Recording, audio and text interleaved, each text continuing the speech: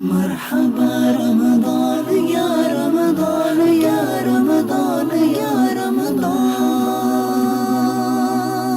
مرحبا قريب يا رمضان अल्हम्दुलिल्लाहि रब्बिल आलमीन वस्सलातु वस्सलामु अला सय्यिदिल मुरसलीन। नाजरीन, प्रोग्राम है रमज़ान करीम और हम अपने नेक्स्ट एपिसोड के साथ आपके सामने हाजिर हैं।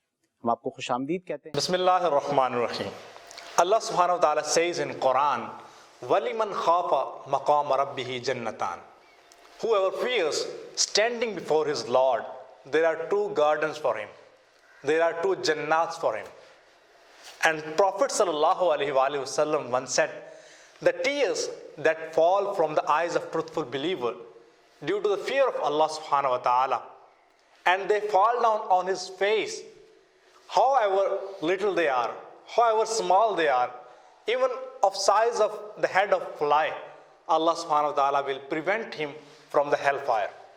So from this ayah mubarakah and the hadith of Prophet sallallahu alaihi wasallam, we can conclude that how important is to be truthful of Allah subhanahu wa ta'ala, is to be fearful of Allah subhanahu wa ta'ala.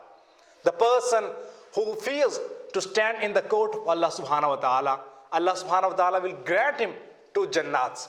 He will grant him two gardens. And similarly from hadith, we know that the tears that fall from the eyes of truthful believer, they will become a shelter for the believer from the hellfire. Allah subhanahu wa ta'ala will prevent that person whose face gets wet due to the tears that shed in the fear of Allah subhanahu wa ta'ala from the hellfire. He will be prevented from the hellfire. Allah subhanahu wa ta'ala will grant salvation to such a fearful person, to such a fearful believer that fears from the torment and the punishment of Allah subhanahu wa ta'ala.